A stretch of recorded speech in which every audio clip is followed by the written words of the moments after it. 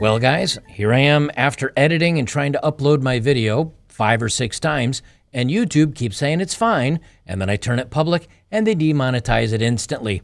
I'm tired of playing the games, so I'm removing every single word that could possibly upset Mama YouTube. Enjoy. Guys, welcome to Better Bachelor. My name is Joker with a face for radio and a voice for print. Well, you know what they say, guys. Women would never lie that a man did something inappropriate for no reason. They'd never do that.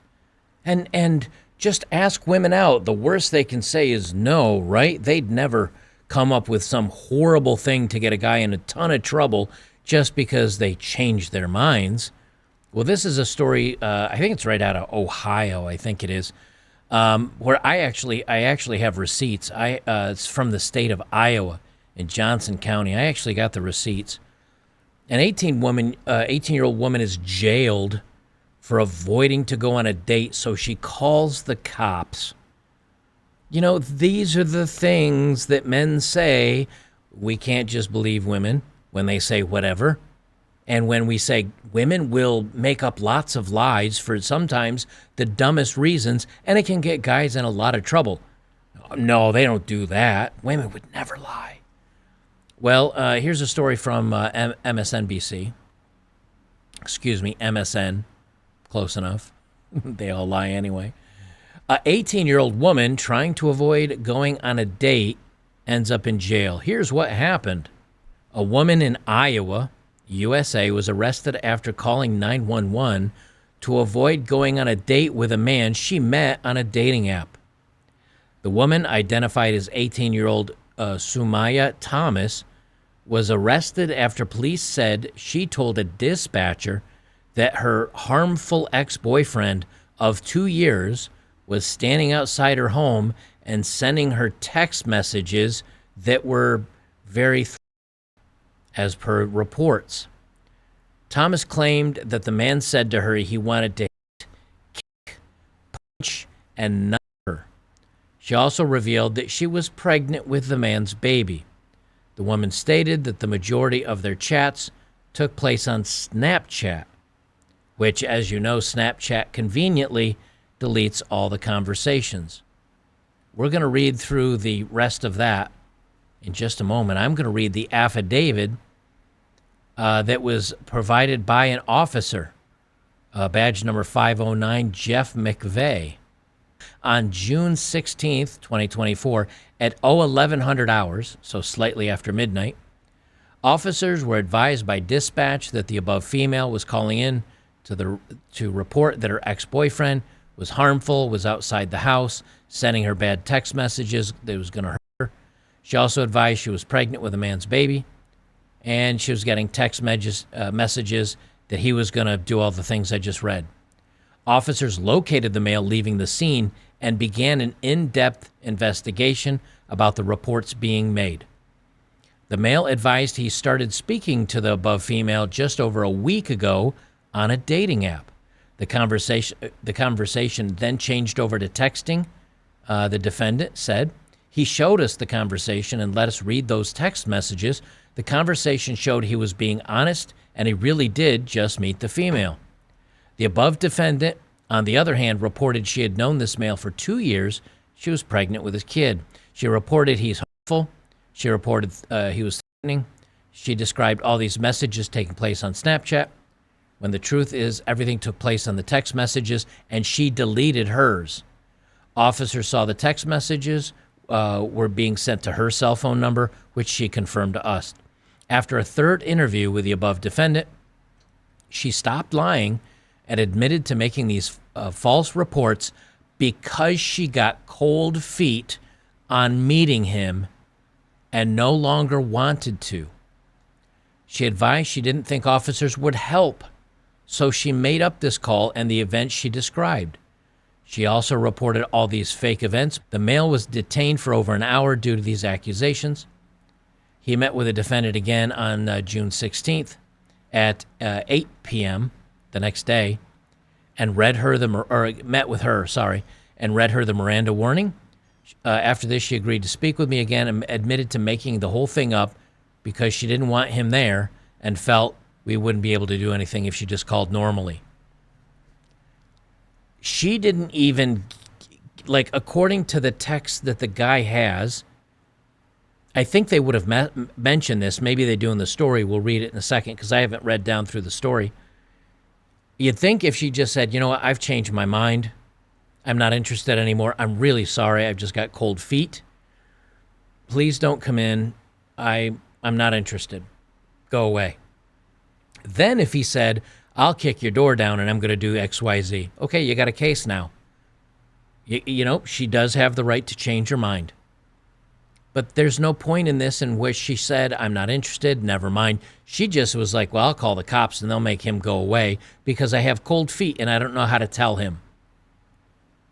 When they rolled up on this guy at a few minutes after midnight, and she said, he's been saying things that he's going to hurt me. He said he's going to stab me. What if the guy just is standing there outside the house and his hands are in a jacket or a hoodie or something or other? The cops roll up and they decide, hey, this guy might be risky.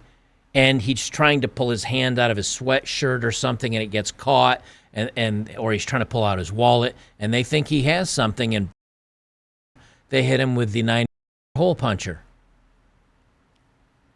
Women will lie. Women will make up things, and sometimes it's for stupid reasons. Let's be honest about this. Let's see. I think most of this is pretty close to what I just read off the affidavit. Yeah, she was detained. Okay, so basically all they did is rewrite the affidavit as the news story. Does this have any comments to it? No. Well, you guys get it. You guys get it. It is a real thing. This is increasingly why men, I've said multiple times, if you're going on a date, guys, you should meet her in a public place. Don't go pick her up. Go meet her in a public place. Make sure that she's not Looney Tunes. It used to be the guys that had, or the women that had to worry that the guys were bad ones. And so the women would insist on public places. The women would want their friends to come along to stay safe. Now guys have to just as much. I'm not saying that women are necessarily worse than men, but they certainly are about this stuff. What if the guy didn't save the texts? What if it was on Snapchat? Let's be honest, if this was on Snapchat and his text history with her did actually auto-delete after, I don't know how long they stick around for, an hour or until the next message is received. I don't use Snapchat. I do know that young people use it because they can send pictures that will magically vanish into thin air after they've been viewed once. And it will, I don't think it lets you take a screenshot. And if it does, it'll notify the person you just took a screenshot of the said photo. You know, so they're trying to make it safe so that if people do share things that it doesn't end up in the ether forever. I get that. There is value to that. But if you're having a conversation with somebody on that Snapchat and it poofs and she decides to say you're the worst person in the world, you're in a lot of trouble. Protect yourselves, gentlemen, at all costs. Because if you don't have any proof, you know, some of you guys, while I think of this, some of you guys have jokingly said like, I'm going to wear a body camera when I'm interacting with women on their first date or when I go meet them. You know, you kind of think about that, but then you say, I don't know. I mean, me personally, I don't think I would. I think I'd vet a woman and make sure I met her in a public place that was very public to where if she claims I did something, there would be witnesses, like a barista for coffee or a waitress or something, or someplace with security cameras. I think that would be more reasonable than walking around with your own body cam. But I do have to say that after seeing either in Russia or China, some of these crazy people that'll jump out in front of a vehicle and the vehicle stops and the person will run on their own 2 feet and jump onto the hood of the car and then feign like they've just been hit at 70 miles an hour. My life is over. I'm going to crumple up onto a pile on the ground in front of the vehicle. And then you're like, that's insane, man. If you didn't have that camera, you'd go from that crazy person just jumped on my car to the police saying, Do you have any video? Because this person says you did this, and we're going to take the side of a pedestrian because they have the right of way over a car. You do have to kind of prepare for that stuff. Let's be honest about it. Here's a post that was on our advice over on Reddit. Same kind of thing. Somebody posted this in reply on Twitter to this other story. It says from 2 hours ago, I slept with a guy yesterday and now I want to block him. She said, I, a 20-year-old female, went on a date with a guy last night and we ended up getting intimate. And now I'm feeling conflicted and considering blocking him, as I was very disgusted as soon as we started doing what we did. Okay, let me stop there. A, he was weird. B, he was not hung very well, and she was disappointed and maybe had bigger expectations, so to speak. C, maybe he smelled kind of funky. Maybe he was just a good-looking dork, and he started saying some really stupid things. Either way, right as it started, she was like, I'm not into this. Ironically, here's when she started feeling uncomfortable as soon as he picked her up for the date. Not when they were in the bedroom, but she still got there anyway. And then they'll blame it on the man. Anyway, she says, I started feeling uncomfortable as soon as he picked me up for the date because of the way he was dressed. So his dressed, I guess, gave me a feeling of discomfort. It made me feel like he didn't put enough time into looking presentable because he didn't really care. Okay. It's a stupid reason, but let's say he showed up and she was expecting a guy in jeans and a nice t-shirt and having his hair combed at least and showered. And he showed up and he hadn't showered and he was wearing some grungy stank sweatpants and a t-shirt with pit stains on it and smelled like milk in the hot sun for 7 hours, right? I do get the point of her saying, I started feeling uncomfortable at that point. That's fair enough. At the end of the night, he asked me what we are, and I couldn't respond. Okay, how did you go from he picked you up to you ended up sleeping with him, and then at the end of the night, he asks what you are? How did you get that far into the date to begin with? How did we get to this point? That's the point that so many like myself say, what are we doing? What's going on? She said, and plus, that is really creepy. Guys never ask what you are. She'll let you know, or she'll let you know what she thinks you should be. Don't ask that. It is so desperate and try hard. The minute you start asking that, she's going to say, we're friends. Please get away from me. So he mentioned that he respects me because he sees me as a potential for a relationship without the commitment and title. And that left me unsure about everything. I feel disrespected by that comment.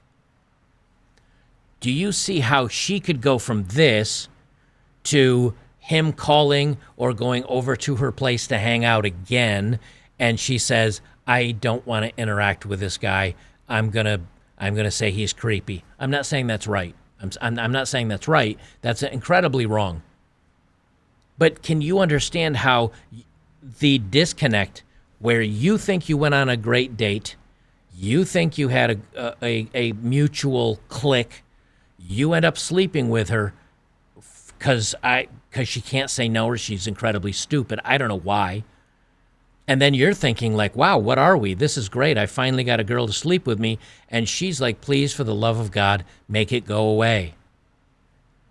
This is both the inability for him to see social cues and to understand that she wasn't comfortable, and the fact that I could see why he'd be confused because she slept with him, and her not having the ability to actually just say, you know what, I don't think this is going to work out for us. Let's close this off.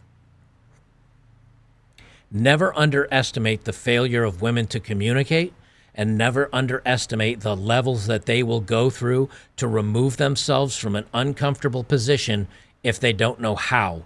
It will be up to and including calling the police on your ass. and saying you did things that you didn't do just to make the problem go away. This to me is an absolute nightmare. Especially now for this couple, it's a hot mess. Both of them have some lessons to learn. But for this lady that ends up calling a cop and just, I mean, he could have ended up in jail. And she said he was going to knife him and all this other stuff. He could have ended up being ventilated, or he could have ended up in jail. Thank God he had some proof.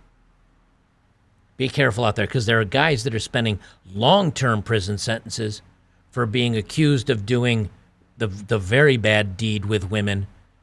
And in reality, after years of the guy being put away, it's like the one story I did where a girl was like, I slept with him, but I didn't want my boyfriend to find out, so I lied that he did it by force so that my boyfriend wouldn't break up with me. And that dude was looking at 10 years, all because she didn't want to tell her boyfriend she cheated on him. Be careful, fellas. If you're going to get involved in this stuff, be careful, please.